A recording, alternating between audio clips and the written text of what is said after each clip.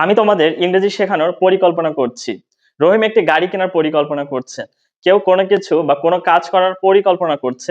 এই ধরনের কথাবার্তাগুলো ইংরেজিতে কিভাবে বলবেন? তো চলুন এই ধরনের কথাবার্তাগুলো আজকে ইংরেজিতে বলা শিখি। এগুলো ইংরেজিতে বলার জন্য আমরা ব্যবহার করব প্ল্যানিং টু ভার্বের ১ নাম্বার ফর্ম বা প্রেজেন্ট ফর্ম আপনারা যেটাই বলেন। সেটা ভার্বের প্রেজেন্ট ফর্মও বলতে পারেন, ১ নাম্বার ফর্মও বলতে পারেন বা V1। তাহলে আমি কোনো কিছু করার পরিকল্পনা করছি বা তুমি বা সে করছে, পরিকল্পনা করছে সেজন্য আমরা ব্যবহার করব প্ল্যানিং টু তারপরে ভার্বের প্রেজেন্ট ফর্ম, রাইট? তাহলে আমি কাজটি শুরু করার পরিকল্পনা করছি। এটা আমরা কিভাবে ইংরেজিতে বলবো? প্রথমে সাবজেক্ট কি? আমি, এর সাথে কি যাবে? am। তাহলে লিখে ফেলি I am, হ্যাঁ? এই যে পরিকল্পনা করছে সেটার জন্য আমরা ব্যবহার করব প্ল্যানিং, PLANNING, প্ল্যানিং টু। এটা কিন্তু জি, হ্যাঁ? প্ল্যানিং টু এবং তারপরে কি? Verb.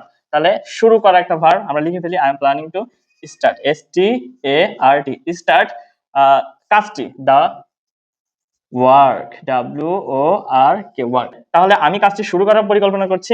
I am planning to start the work. আমি কাজটি শুরু করার পরিকল্পনা করছি। সে একটি গাড়ি কেনার পরিকল্পনা করছে। তো আমরা লিখে ফেলি প্রথমেই তো সাবজেক্ট সে কি, কে এর সাথে কি যাবে? কে এর সাথে ইজ যাবে, লিখে ফেলি হিজ। তারপরে কি যে পরিকল্পনা করছি সেটার জন্য আমরা ব্যবহার করছি প্ল্যানিং, লিখে ফেলি PLANNING, প্ল্যানিং টু। আচ্ছা, গাড়ি কেনা, কেনা একটা ভার্ব, টু এর পরে আমরা ভার্ব লিখবো। তাহলে BUY, বাই আ কার। আমি একটি গাড়ি কেনার পরিকল্পনা করছি।